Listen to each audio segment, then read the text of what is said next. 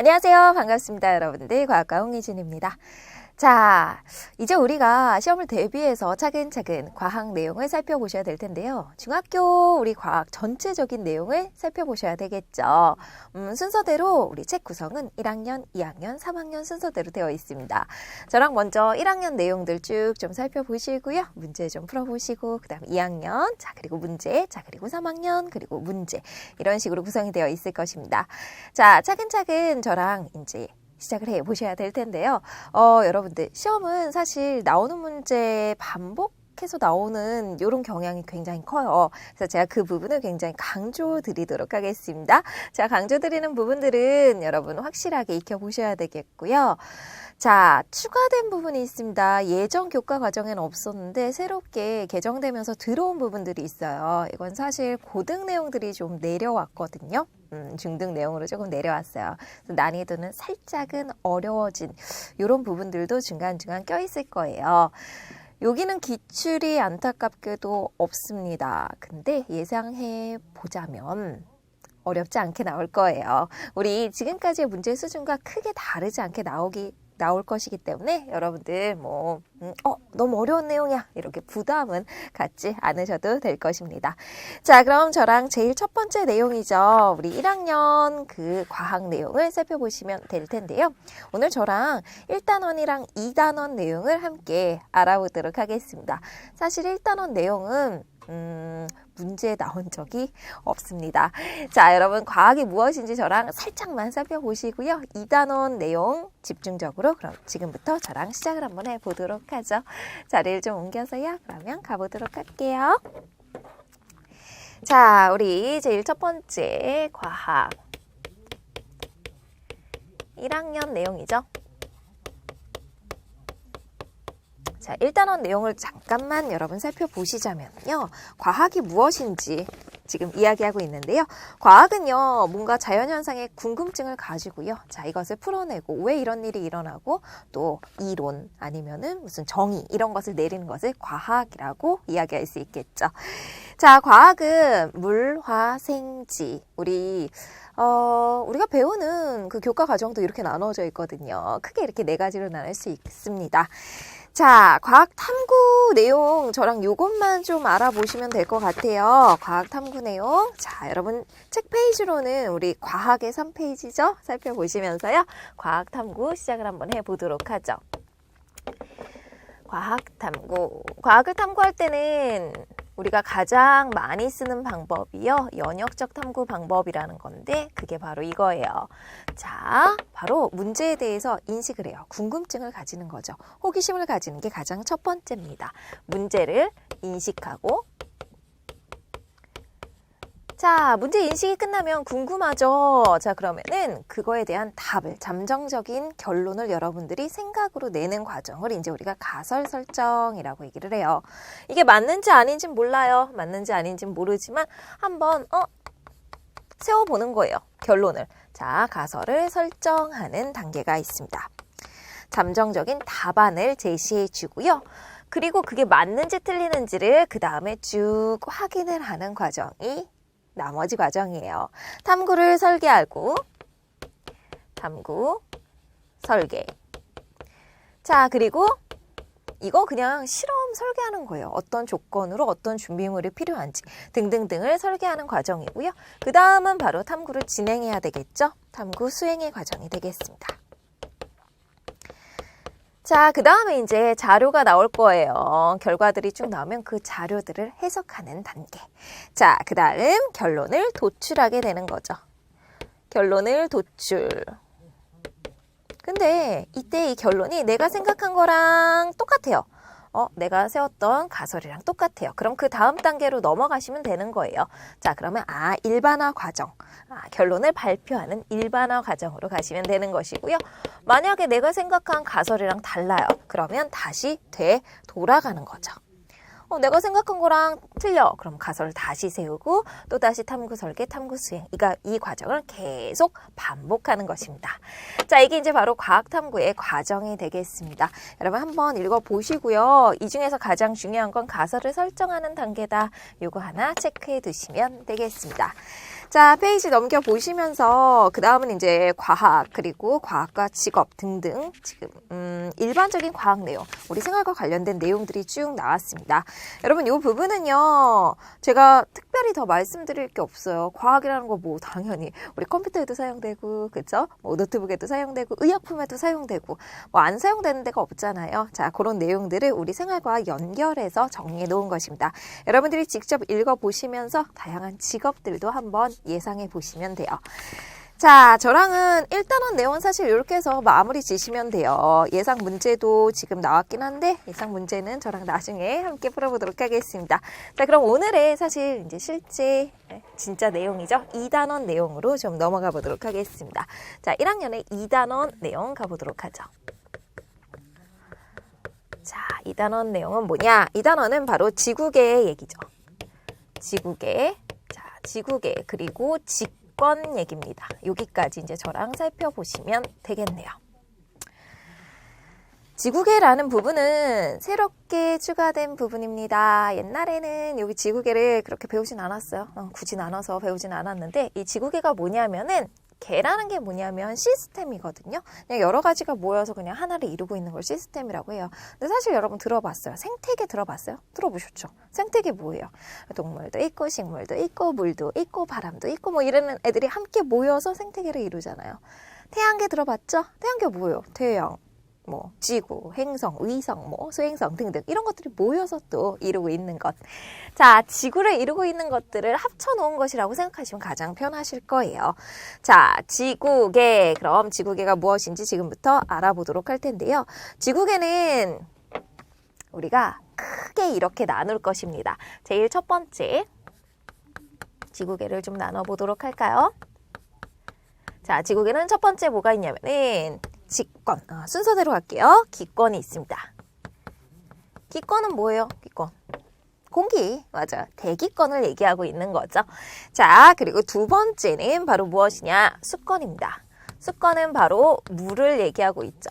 물은 뭐 바닷물, 그 다음에 강물, 호수, 시냇물 좋습니다. 빙하 등등이고요. 여기에서 수증기 있잖아요. 이 수증기는 기권에 해당해요. 수증기는 사실 물이긴 물인데 뭐에 해당한다? 수증기는 기권. 수증기는 기체 상태니까 그쵸? 수증기만 기권으로 보내주시면 되는 거예요. 자, 아까 기권에 있는 수증기를 제외한 나머지 물의 형태는 모두 다 수권으로 보시면 되겠죠. 자, 세 번째는 바로 직권이 되겠습니다. 직권. 오늘 이제 저랑 중심적으로 배우실 내용이죠. 직권. 땅입니다. 우리가 살고 있는 땅이고요. 뭐 암석이라든지 우리 지구 내부 이런 것들을 다 이제 직권이라고 보시면 되겠죠. 자, 네 번째는 바로 생물권이 되겠습니다. 생물권. 사람을 포함하고 있는 사람, 그다음에 동물, 식물 등등등등. 자, 이런 생물들이 살고 있는 공간을 생물권이라고 하시면 되는 것이고요. 자, 다섯 번째는 외권입니다. 외권은 쉽게 생각하면은 지구 바깥쪽이에요. 우주. 근데 이제 지구랑 관련되어 있는 부분, 이제 외권이라고 불러주시면 돼요. 얘네들이 서로 상호작용을 해 가면서 지구는 지금 계속 진행이 되고 있는 거거든요. 자, 기권, 수권, 직권, 생물권, 외권 이것을 합쳐서 뭐라고 한다? 지구계라고 얘기를 한다. 꼭 기억을 해 두셔야 되겠습니다. 자, 이제 상호작용 얘기를 조금 먼저 드릴게요. 상호작용 얘기를 살짝 먼저 드리고 그 다음에 이제 이어서 가보도록 할 텐데요. 순서는 이제 약간 상호작용이 뒤쪽에 있긴 한데 얘기 나온 김에 상호작용이라는 건 뭐냐면요. 얘네들이 서로 영향을 주고 받으면서 산다는 거예요. 이렇게 기억하시면 되게 쉽거든요. 예를 들어서 비가 막 내렸어요. 그냥 되게 극단적으로 얘기를 하자면 비가 막 홍수가 막 어마어마하게 내려가지고 막 산사태가 일어나고 이랬대요. 자, 그럼 뭐의 변화가 생긴 거죠? 비가 내려서, 그쵸? 기권에서 구름이 만들어지고요. 자, 이게 내려와서 물이 됐는데 그 물에 의해서 직권이 변하는 거잖아요. 서로 상호작용을 해요. 또 하나 예를 하나 들어보자면 나무가 되게 많은 숲에 가면 공기 되게 좋은 거 아시죠? 그게 뭐예요?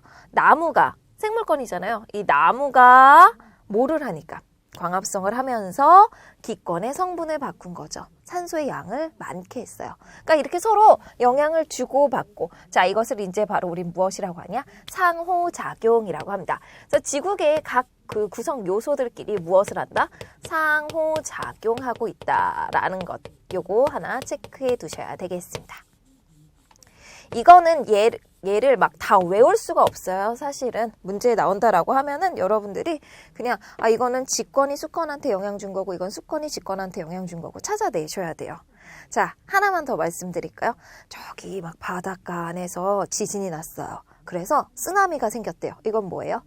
지진이 난 거는 직권의 변화죠. 그거에 의해서 수권이 막 파도가 오잖아요. 그렇죠. 직권에 의해서 수권이 영향을 받은 거죠. 쓰나미가 생겼다. 자, 이런 식으로 여러분들이 하나하나 찾아내셔야 되겠습니다. 자, 굳이 외우려고 하시지 마세요. 이거는 그냥 이해하시면 되는 부분이 되겠습니다. 자, 지구의 물질과 에너지 순환 부분으로 살짝 넘어가 보도록 하겠습니다. 자, 지구계에 영향을 주는 것 어떤 에너지일까요? 태양 에너지죠. 그럼요. 태양 에너지에 의해서, 태양이 주는 에너지에 의해서 사실 우리 생물들도 살 수 있었던 것이고요. 자, 뿐만 아니라 물의 순환까지 일어나고 있습니다. 자, 지구계에 가장 큰 영향을 주는 것은 무슨 에너지다? 태양 에너지다. 태양 에너지 때문에 대기의 순환, 자, 대기의 순환, 공기, 그렇죠. 그 대기권에서 사실 지구를 크게 봤을 때 순환이, 전체적으로 순환이 일어나거든요. 자, 그 순환, 그리고 물의 순환, 모두 다 태양 에너지가 근원이라고 보시면 되겠습니다. 자, 물의 순환 얘기가 살짝 지금 나왔는데요. 물의 순환은 어떻게 이루어지는 거죠? 물이 있었습니다. 자, 그 물이 태양 에너지를 받아서 증발을 하죠. 하늘 위로 올라가요. 자, 그러다 뭐가 돼요? 구름이 되죠. 그래서 떨어지죠. 그쵸? 자, 그러다 또 다시 강이 되고, 호수가 되고, 그러다 다시 증발이 일어나고, 이것이 계속 왔다 갔다, 반복이 되는 것을 이제 물의 순환이라고 불러주시면 되겠습니다. 자, 물의 순환, 태양 에너지에 의해서 나타나는 현상이구나. 체크 부탁드립니다.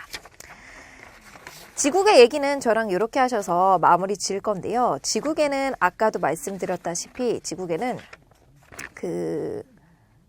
이게 새롭게 출제된 부분이에요. 그러니까 새롭게 들어간 부분이어가지고 문제가 나온다면은 아마 요거 자체를 물어보는 문제가 나올 확률이 가장 클 거예요.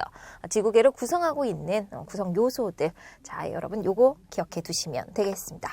이제 저랑 지금부터는 직권에 대해서 좀 알아보도록 할 텐데요. 직권은 예전부터 많이 출제되었던 부분이 되겠습니다. 기출문제도 굉장히 다양하고요. 자, 따라서 저랑 지금부터 차근차근 좀 살펴보셔야 되겠죠. 여러분 책 페이지 지각. 직권은 우리가 살고 있는 땅입니다. 쉽게 얘기하면 땅이에요. 직권은 땅인데요. 이 땅 무엇으로 이루어져 있느냐. 우리가 밟고 있는 이 땅을 뭐라고 하냐면은 지각이라고 하거든요. 지각. 자, 지각은 무엇으로 이루어져 있냐. 암석으로 이루어져 있죠. 자, 암석은 뭐로 이루어져 있냐? 광물이라는 작은 알갱이들로 이루어져 있고요. 이 광물은요, 원소라는 정말 구성 입자들, 굉장히 작은 애들로 이루어져 있어요. 이건 광물뿐만 아니라 다른 것도 마찬가지고요. 자, 지각은 암석, 암석은 광물, 광물은 원소로 이루어져 있습니다. 그러면 거꾸로 가시면 돼요. 지금부터. 자, 원소부터 이제 체크를 하시면 되겠습니다. 원소. 자, 원소는 지각을 구성하고 있는 8대 원소로 기억해 두시면 되겠는데요. 산규, 알철, 칼라, 륨마. 자, 저는 이렇게 첫 글자, 한 글자씩을 따서 지금 기억을 하고 있는데요. 구성 원소 중에서 제일 많이 차지하고 있는 게 산소랑 규소예요. 사실 이게 문제 나온 적은 없어요, 사실은 없기 때문에 다 외우세요라고 부탁드리기는 조금 힘들고요. 자, 산소랑 규소가 가장 많은 양을 차지하고 있구나라는 것, 요거 하나는 좀 익혀두셔야 되겠습니다. 지각을 구성하고 있는 8대 원소들 중에서도 가장 많이 차지하고 있는 것입니다. 산소, 규소, 그 다음에 알루미늄, 철, 칼슘, 나트륨, 칼륨, 마그네슘, 요 순서대로 지각을 구성하는 원소들이 들어있구나. 요 정도만 체크하시면 되겠고요. 자, 이제 광물로 넘어가 보도록 하겠습니다. 광물입니다. 이 광물 같은 경우에는 암석을 이루고 있는 정말 작은 알갱이들인데요. 여러분 그 산 같은 데 가면 돌덩어리 있거든요. 그 돌덩어리 가만히 살펴보면은 그 안에 막 뭔가 반짝반짝이는 애들도 있고 조그만 애들이 막 모여 있어요. 그게 이제 바로 뭐냐면 광물이라는 거거든요. 자, 광물은 암석을 이루고 있는 기본 알갱이가 되겠습니다. 이제 광물에 대해서 좀 알아보도록 하죠. 자, 그리고 광물을 구분할 수 있는 방법들이 참 다양한 방법들이 있는데요. 광물의 성질이라고 볼 수 있죠. 광물은 자기 자신만이 가지고 있는 독특한 색을 가지고 있어요. 자, 그냥 이 색으로 확인할 수도 있어요. 검은색 광물, 뭐 흰색 광물 이렇게. 자, 근데 좋은 색이라는 것도 있어요. 그 색은 지금 뭐냐면 여기 지금 색은 적혀 있지 않은데 색은 그냥 눈으로 보는 색을 얘기하는 것이고요. 자, 그 다음에 좋은 색이라는 게 나오죠. 좋은 색은 광물 가루의 색을 좋은 색이라고 얘기를 해요.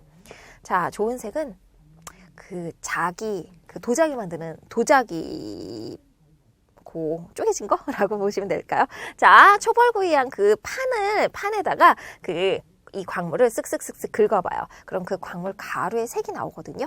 그게 바로 좋은 색이에요. 색이랑 좋은 색이랑 똑같은 경우도 있고요. 아예 반대인 경우도 있어요. 흑음모라는 이런 광물은요. 눈으로 봤을 때는 검은색이거든요. 근데 좋은 판에다 긁어보면 광물 가루의 색깔은 흰색으로 바뀌어요. 자, 이렇게 독특한 색깔을 가지게 됩니다. 그래서 좋은 색도 광물의 그 성질을 결정하는 특징이라고 보실 수 있겠죠. 자, 그 다음에 굵기. 굵기는 정말 말 그대로 단단한 정도예요.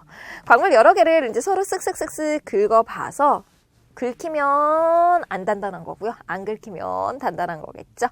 자, 이 서로 긁어봐서 굵기를 비교하게 됩니다. 자, 그 다음에 쪼개짐. 쪼개짐과 깨짐은 힘을 주었을 때 또 쪼개짐과 깨짐. 일정하게 쪼개지면 쪼개짐이고요. 자, 깨짐은요. 그냥 자기 멋대로 깨지면 깨짐이라고 하시면 되는 거예요. 자, 그 다음에 결정형. 결정형은 우리 돋보기 가지고 보시면 되는 거예요. 그럼 각각 광물마다 가지고 있는 그 특징들이 있습니다. 자, 그리고 자성. 자성은요. 자철석이 바로 자성을 가지고 있는데요. 자석과 되게 비슷한 성질을 가지고 있는 거죠. 자기장을 가지고 있는 이런 특징. 철을 끌어당기고 있고요. 자, 그 다음에 여기 나오진 않았는데 염산과 반응하는 경우도 있습니다. 염산과 반응하는 것은 바로 뭐냐면은 염산 반응. 방해석이라는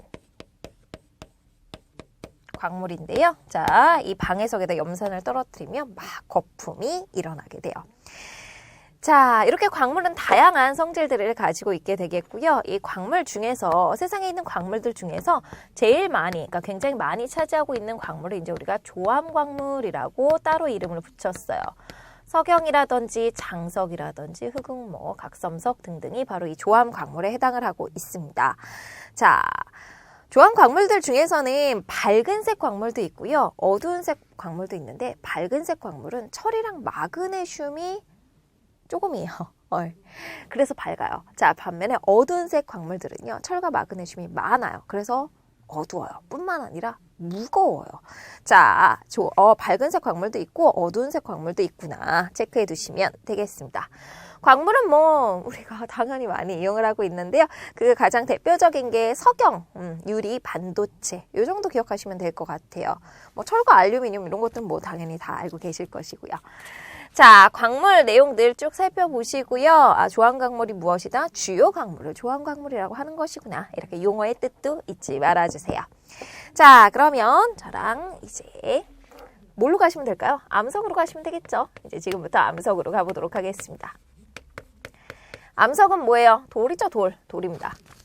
자, 이 돌은 종류가 이제 크게 세 가지로 나누게 되는데요. 어떻게 만들어졌냐에 따라서 세 가지로 나눌 거예요. 제일 첫 번째는 쌓여서, 두 번째는 마그마가 굳어서, 세 번째는 성질이 변해서. 자, 우리 마그마 얘기가 먼저 나왔습니다. 자, 그러면 가보도록 하죠. 암석은 제일 첫 번째 마그마가 굳어서 만들어지는 화성암이 있습니다. 화성암. 화성암은 마그마가 식어서 만들어진 건데요. 이 화성암은 또 크게 두 가지로 나눌 수 있어요. 저기 지하 깊은 곳에서 만들어진 암석과 그 다음에 표면에서 만들어진 암석, 이렇게 두 가지로 나눌 수 있는데요. 표면에서 만들어진 암석을 이제 우리가 화산암이라고 부르시면 돼요. 자, 반면에 저 지하 깊은 곳에서 만들어진 걸 심성암이라고 부르시면 되겠습니다. 화산암은 여러분 너무나 잘 알고 있어요. 현무암 있죠. 그 제주도에 가면은 볼 수 있는 그 구멍 뻥뻥 뚫린 현무암이 가장 대표적인 예에 해당해요. 자, 반면에 심성암은요, 화강암. 그 허연색 돌 반짝반짝거리는 중간에 막 그 알갱이들 반짝반짝거리는 거 있는 거. 자, 요거 이제 산에 가면 많이 볼 수 있거든요. 요거가 가장 대표적인 심성암이에요. 자, 여러분 지금 마그마가 식어서 만들어진 암석 화산암은 지표 부근에서 만들어졌습니다. 되게 빠르게 식었고요. 그래서 알갱이 크기가 작아요. 반면에 심성암은요, 알갱이 크기가 큽니다. 지하 깊은 곳에서 천천히 만들어졌고요. 현무암, 안산암, 유문암이 대표적인 예. 자, 그리고 반려암, 섭록암, 화강암이 대표적인 예. 그 중에서도 이렇게 기억해 두세요. 화산암은 현무암은 꼭 기억해 두셔야 되고요. 심성암은 화강암은 꼭 기억해 두셔야 되겠습니다. 자, 이제 두 번째는 바로 뭐냐? 퇴적암입니다. 퇴적이 뭐예요? 쌓이는 거죠. 퇴적암은 쌓여서 만들어지는 건데요. 누가 쌓였냐에 따라서 이름이 바뀌어요. 예를 들어서 모래가 모여서 쌓였다. 모래들이 쭉 모여서 모래 말고 진흙부터 갈게요. 더 작은 거. 진흙이 모여서 쌓이면 우리가 셰일이라고 부릅니다. 자, 그리고 진흙에다가 모래까지 추가가 됐어요. 그럼 뭐라고 부르냐? 사암이라고 부르시면 돼요. 그러니까 모래가 추가되면. 자, 그리고 돌멩이들이 섞여 들어갔습니다. 그럼 여감이라고 불러주시면 돼요. 어떤 퇴적물들이 쌓여서 만들어졌냐에 따라서 퇴적암의 이름은 결정됩니다. 퇴적암은 간단해요. 저기서 그냥 퇴적물들이 와요. 운반되죠. 자, 그 다음에 점점 쌓여요. 그럼 다져지고요. 자, 그 다음에 꾹 눌립니다. 자, 그래서 중간중간에 빈 부분이 채워져요. 그리고 이게 서로 엉겨 붙거든요. 이걸 교결작용이라고 하시면 되는 거예요. 말이 좀 어려울 것 같지만 이건 뭐 시험에 나올 확률은 거의 없어요. 그냥 중간중간에 채워지면서 서로 이렇게 눌리면서 굳어졌구나. 굳어져서 단단해졌구나. 자, 이렇게 해서 만들어진 암석이 퇴적암이구나. 기억해 두시면 되겠습니다. 퇴적물이 이것뿐만 아니라 석회질 물질이 퇴적물이 될 수도 있는데요. 석회질 물질은 뭐 그런 거예요. 조개 껍데기 같은 거, 산호 이런 거. 자, 그런 성분들인데요. 이런 것들이 합쳐져서 만들어졌을 때는 뭐냐? 석회암이 되는 거고요. 자, 그 다음에 소금이 모여서 되면 암염, 자, 그리고 그 화산재가 모여서 되면 응해암이 됩니다. 자, 각각 6개밖에 없어요, 여러분. 퇴적암 각각의 이름들 꼭 기억을 해 두셔야 되겠습니다. 퇴적암의 특징 좀 정리해 드릴게요. 퇴적암은 어떤 특징을 가지고 있냐? 층층층층층층 쌓여서 만들어졌기 때문에 줄무늬를 가지고 있는데 이것을 층리라고 얘기를 하고요. 그 중간중간에 생물들이 껴 들어갔어요. 그래서 이렇게 쌓여가지고 중간에 눌렸어요. 그래서 그 흔적이 남아있는 게 화석이죠. 자, 그래서 퇴적암에는 층리와 화석이라는 특징을 확인할 수 있어요. 자, 세 번째는 변성암이에요. 변성암은 열과 압력에 의해서 성질이 바뀐 거예요. 이미 만들어진 사암이 열과 압력에 의해서 변성되면 규암이라는 애가 되고요. 석회암이 대리암이라는 애가 되고요. 자, 이렇게 변성돼서 만들어지는 걸 우리가 변성암이라고 얘기하시면 되겠습니다. 자, 변성암은 어떤 특징을 가지고 있냐면은 편리라는 줄무늬를 가지고 있어요. 층리는 쌓여서 층층층층 쌓여서 생긴 줄무늬라면 편리는 이렇게 눌려요. 이렇게 눌려요. 확 힘을 주기 때문에 생긴 줄무늬를 이제 우리가 편리라고 하는 거예요. 자, 그리고 결정 자체가 큽니다. 큰 결정인 까닭은 얘가 열에 의해서 한번 녹았다가 재결정되거든요. 그래서 큰 결정을 가지고 있습니다. 이런 특징들 기억해 두시고요. 자, 지금 암석을 쭉 살펴본 결과 암석을 이렇게 나누는 까닭이 아니라, 자, 기준은 생성 원인이었죠. 생성 원인에 의해서 이렇게 화성암, 퇴적암, 변성암으로 나눌 수 있었습니다. 한 번 현무암은 영원한 현무암이냐? 아니죠. 바뀌어요. 자, 다시 뭐 변성될 수도 있고요. 아니면은 퇴적물이 됐다, 퇴적암이 될 수도 있고요. 서로 순환할 수 있어요. 그래서 암석도 한 번 암석이 영원한 암석 아니고요. 순환할 수 있다라고 기억을 해 두셔야 되겠습니다. 자, 지금 그 아래 보시면 광물 그리고 암석의 이용이 쭉 정리가 됐어요. 아까 광물의 이용 얘기하면서 석영, 유리, 반도체는 한번 말씀드렸고요. 나머지들 중요한 것만 짚어드릴까요? 흑연, 연필심, 그쵸? 흑연, 연필심 이런 것들 기억해 두시면 되겠고요. 대리암이 이제 조각품이라든지 건축물, 대리석 있잖아요. 쫙 깔리는 거 예쁘게. 자, 그런 것들이 이용된다. 이 정도만 기억하시면 되겠습니다. 자, 이제 저랑 다음으로 가셔야 되는 건 직권이 되겠죠? 직권 가보도록 하겠습니다. 직권입니다. 직권은 이제 암석까지 배웠으니까 땅 전체를 좀 알아보자 라는 거죠.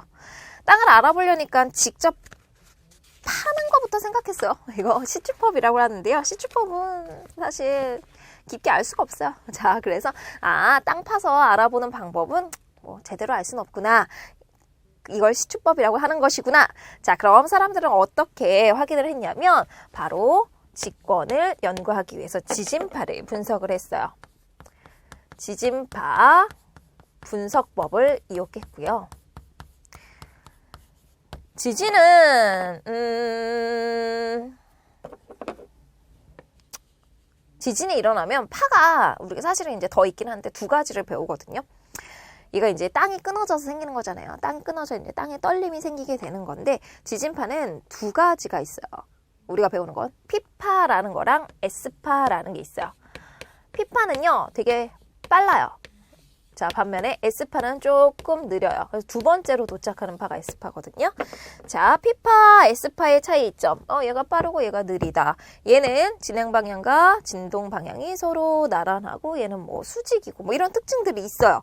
그런데 가장 중요한 건 뭐냐면 얘는 고체와 액체와 기체를 모두 통과하고요.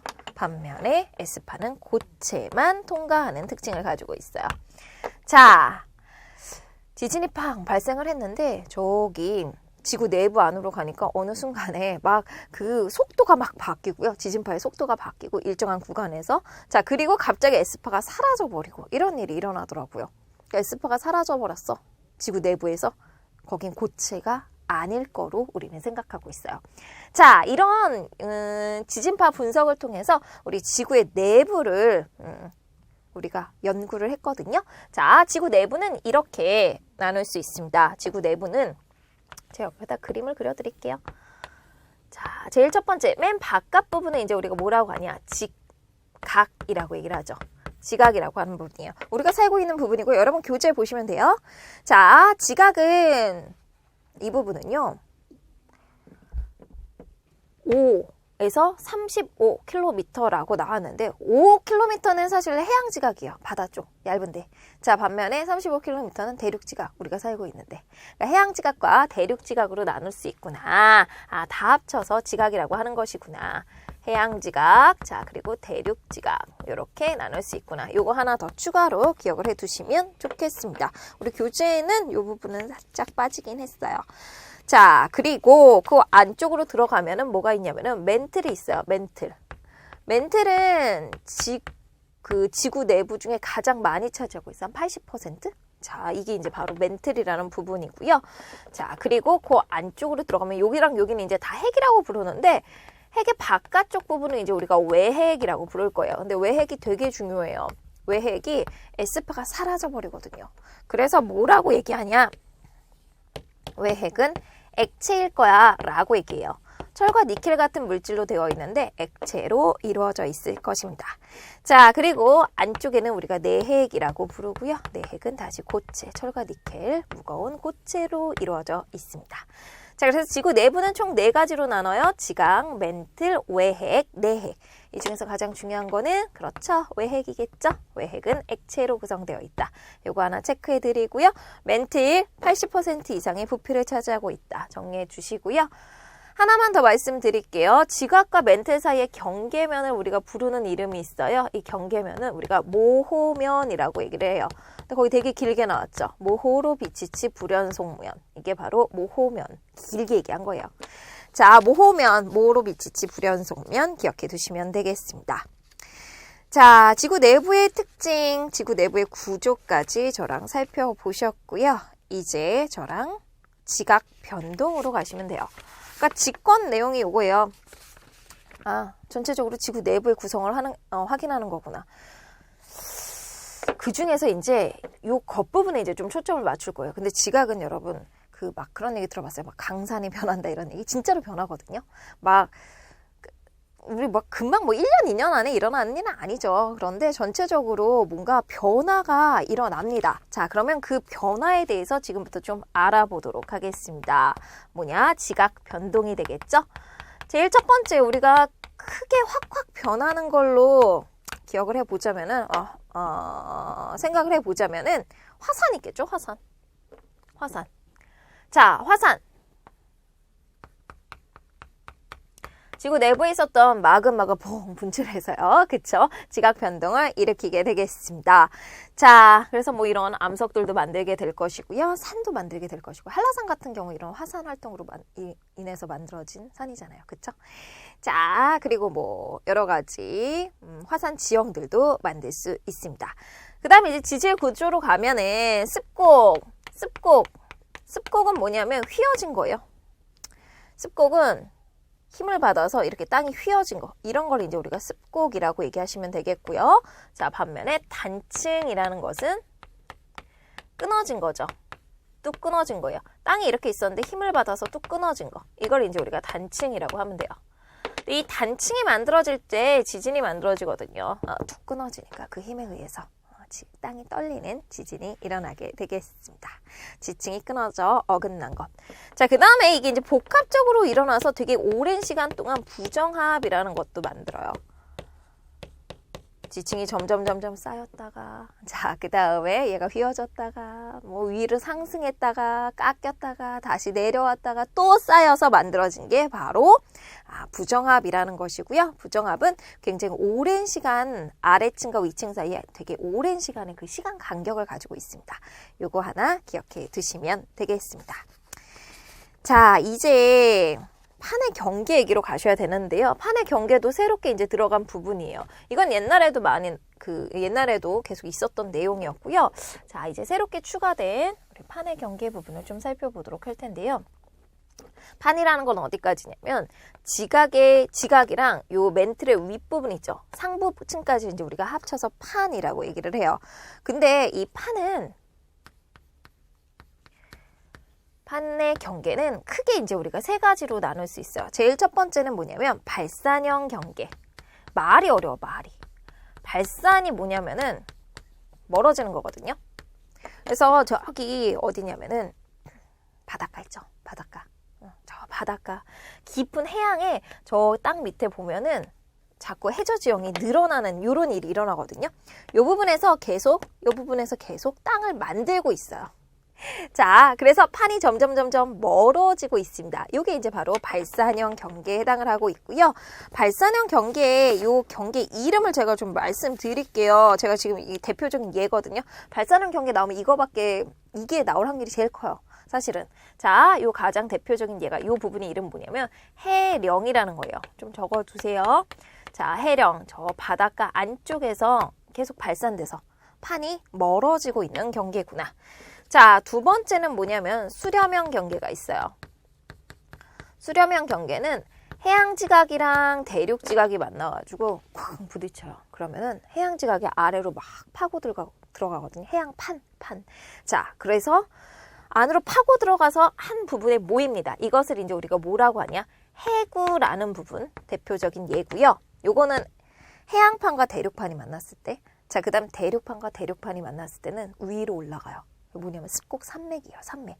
여러분이 아는 큰 산맥들 있죠? 히말라야, 안데스 이런 거 다 습곡 산맥이거든요. 습곡 산맥들. 수렴형 경계의 대표적인 예입니다. 요것 좀 기억해 두셔야 되겠습니다. 거기 습곡 산맥은 나왔어요. 대륙판. 자, 근데 요건 안 나왔어요. 해구는 대륙판과 해양판의 만남입니다. 자, 그 다음에 보존형 경계. 세 번째죠. 보존형 경계. 보존형 경계는 그냥 스쳐 지나가는 거예요. 뭔가 합쳐지거나 한 곳으로 모인다거나 아니면 멀어지거나 하지 않고요. 보존되는 부분인데요. 여기는 마찰이 생겨서요. 그 지진이 일어나는 특징을 가지고 있습니다. 이것도 나온 김에 말씀드릴게요. 변환 단층이 대표적인 예에 해당을 하고 있어요.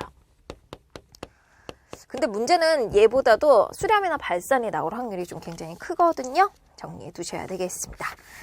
자, 조륙운동 그리고 조산운동. 조륙운동은 뭐냐면요. 조륙운동은 위로 올라가고 내려가고요.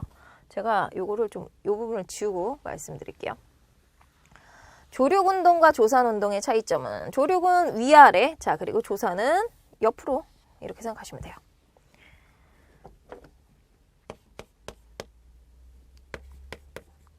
조륙운동은 전체적으로 땅이 위로 올라가거나 아니면 아래로 내려가거나, 자, 올라가는 걸 우리가 뭐라고 하냐면 융기라고 얘기를 하고요.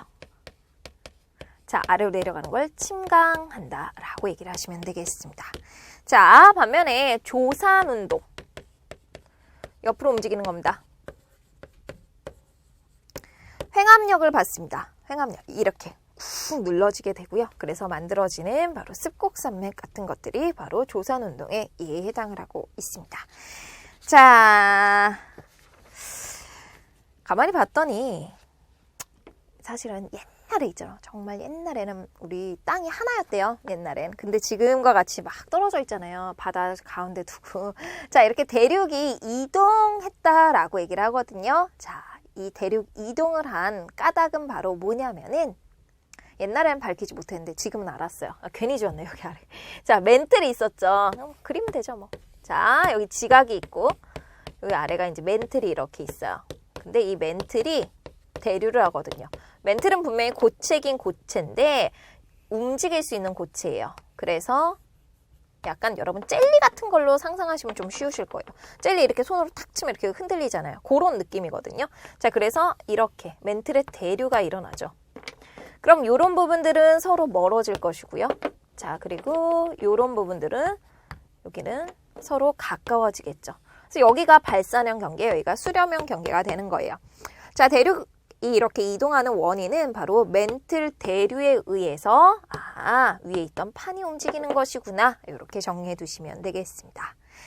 자, 그래서 일정한 구간에서 땅이 멀어지거나, 쉽게 생각하세요. 판이 멀어지거나 아니면 판이 모여요. 그런데 그런 부분에서는 지진과 화산이 되게 많이 일어나거든요. 그래서 지진과 화산이 많이 일어나는 부분이 정해져 있어요. 그래서 이것을 지진대와 화산대라고 불러주시면 되겠습니다. 자, 지진대와 화산대. 태평양 주변이 굉장히 많고요. 지진과 화산이 되게 많이 일어나고, 그래서 일본이 사실은 해구예요. 그래서 되게 많은 지진과 화산을 항상 일어나고 있죠. 자, 이런 것들 체크해 두시면 되겠습니다. 자리 옮겨서 인사드리도록 할게요. 판이 무엇인지 정리 부탁드리면서요. 우리 2단원 지구계 그리고 직권 얘기까지 쭉 살펴보았습니다. 광물 정리하셔야 되고요. 암석 종류 정리하셔야 되겠고요. 자, 그리고 지구 내부의 구조 있죠? 이거 중요합니다. 정리해 두세요. 판의 경계도 분명히 나올 겁니다. 어렵진 않습니다. 발산, 수렴, 보존형 경계가 무엇인지 그 의미 정리하시면 되겠습니다. 그러면 다음 시간에 다시 뵙도록 하겠습니다. 실전 예상 문제는 나중에 제가 한꺼번에 모아서 여러분들과 풀이해 드리도록 하겠습니다. 수고하셨습니다. 안녕히 계세요.